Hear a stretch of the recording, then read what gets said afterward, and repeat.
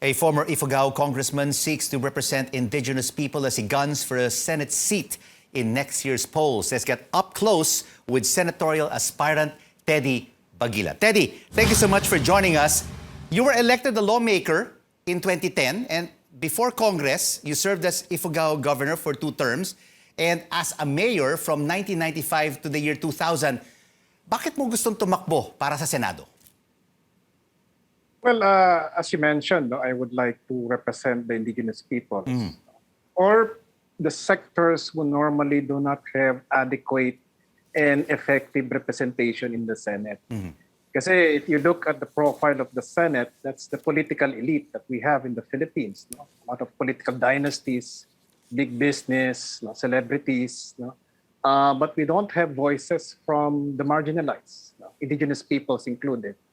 Kasama na rin dyan yung mga magsasaka. Because while I'm not claiming to be a farmer, but I have fought for agrarian reform beneficiaries' rights of persons with disabilities, in the bills that I've pushed in Congress. So sa akin, this is a fight for people who do not normally have a strong voice in the Senate. So, Teddy, ano masasabi mo sa mga kandidato who say they represent marginalized groups, but they're not members of this group?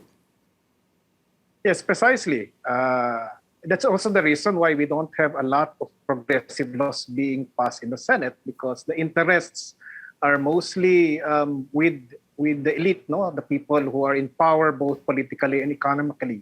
Kaya nga, if we need, for instance, to solve the problems of the agricultural sector, kadalasan the solution is band-aid solutions like rice tarification.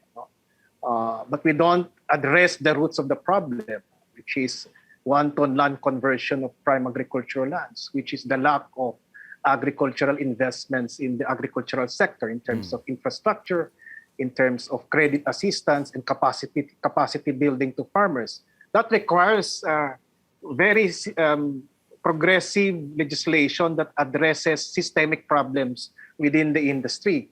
Pero sa ngayon, because the people who are in the Senate are supposed to be passing legislation to address problems of various sectors, are there to protect their own interests, which is political dynasties and big business. And you mentioned about the agricultural industry, no? This comprises a large chunk of our economy. At ang ating mga magsasaka, Teddy, have been suffering due to this COVID-19 pandemic. What should the government do to crack down on smuggled vegetables coming from China, which leaves Filipino farmers at the losing end? Yeah, that's very important, fighting smuggling, which is not just a recent phenomenon. It has happened in the past. Every time na pumapasok ang smuggled Chinese goods, ang kawawa talaga is the farmers directly.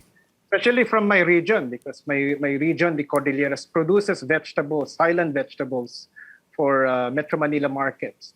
So I think there has to be a stronger enforcement of the laws. It's a matter really of enforcing the law. There's always a law against smuggling. So kailangan palakasin pa natin yung pag-prevent natin ng smuggled goods. Also at the same time, I think it's high time that we look into the industry as a whole, the vegetable industry, because it isn't really resilient at all. It's always subject to climatic changes, to natural disasters, to smuggling, even in terms of the food supply chain. Ang mga gardeners, they're subject to the machinations of traders. And I'm not saying we should do away with traders, but the problem is with our food supply chain, there are just so many layers of trading. Kaya from the market, and let's say 20 pesos ang presyo ng isang kamatis, ilang layers of trading ang pagdadaanan dyan. Finally, when it reaches the market, it's so expensive. So lugi yung farmer because the traders dictate the prices, and lugi rin yung consumer.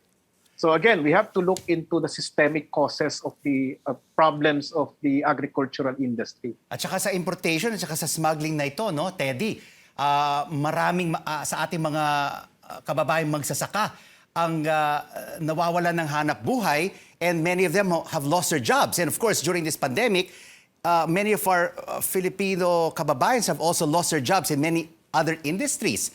And right now, the economy is still weak and faces a long road to recovery. If you become senator, how will you try to jumpstart the economy and create jobs through legislation?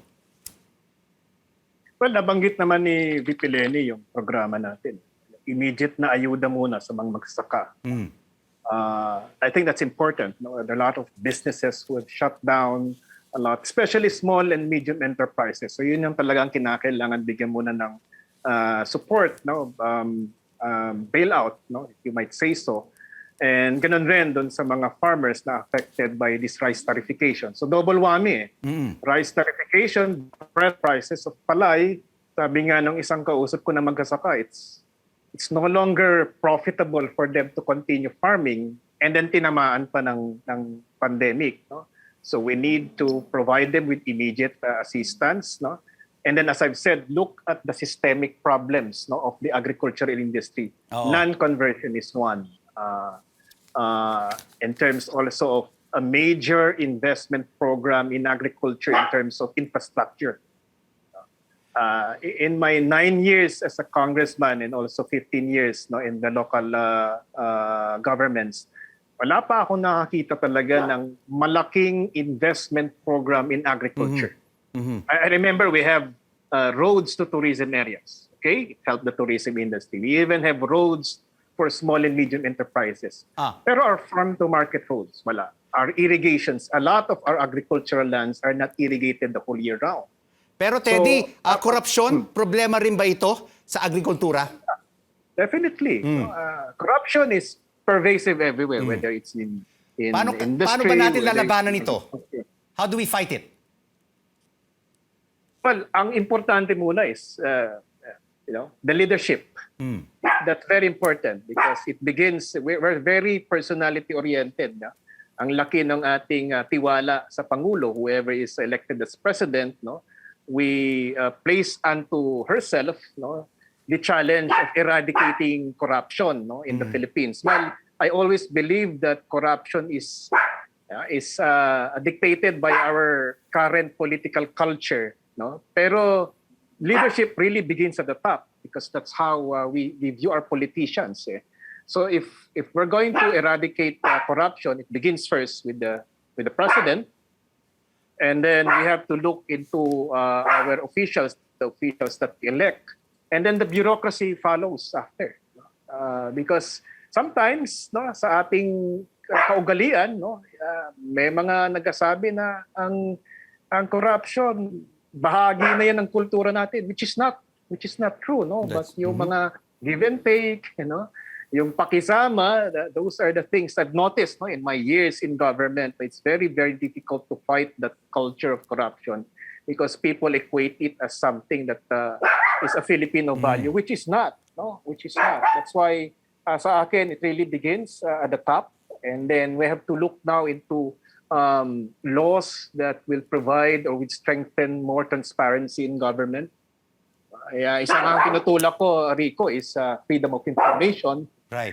That's something that I think would be able to engender more citizen participation in governance and be able to prevent instances of corruption. Kasi ang nangyayari sa Pilipinas, no? Corruption happens and then we investigate it.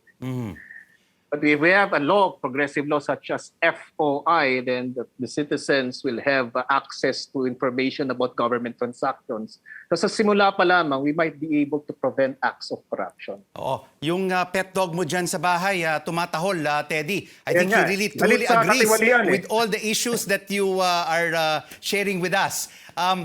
Apart from agriculture, you have also been a champion for different progressive advocacies on women, LGBTQI+.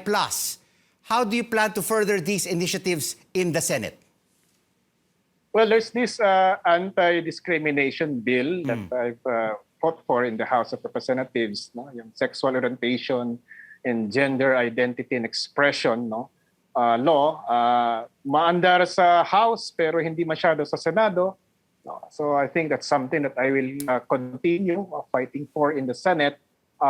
There's also this general anti-discrimination law, not just for the LGBT, but for all sectors who feel that they are marginalized or they are discriminated upon. No? Kasama na dyan ang katutubo, even senior citizens, no? Persons with disabilities. So this is a general anti-discrimination law, which I think we might be able to pass in the Senate if we have more advocates, no, in the upper house. Agriculture, anti-discrimination bill. What about sa droga, sa issue ng droga? How should the new government fight this war on drugs? Should it continue to adopt an ironclad, no-nonsense anti-drug policy? Well, we have to look into the drug problem as a mental health problem. It's not just a matter of law enforcement. Of course, we always would have programs or a drive against criminality, a drive against drug addiction, but it's also a mental health problem. Kaya nga itong National Mental Health Law, which I was one of the authors, which is now passed, that's something that we can build upon, no? Because nagdodroga lang naman ang tao kung sila ay stressed, sila ay depressed, no? So when we look at health, it shouldn't be just the physical health, Right. no, but also the mental health of Filipinos. It is also a social problem because of poverty. That's why people are forced to enter a life of crime, forced to be drug addicts. So those are the various dimensions of the drug problem. It's not just a law enforcement na kamao lang ang paraan, no? But we have to look also into the other social and mental health dimensions of the problem. Teddy, before we end the first part of our interview, no, surveys are showing more familiar names leading this senatorial race. In the surveys that have been coming out, no, wala ka pa sa top 12 because you're up against long-time political personalities. And even some of them are from political dynasties. It will really be an uphill battle for you. Yeah, it's something that I acknowledge. You know, sa Senado naman, it's about resources and popularity. It's a popularity game usually, no? So definitely, political dynasties have the advantage of logistics, the name recall. But I'd like to think that there's also a significant number of Filipino voters who are also looking for fresh faces.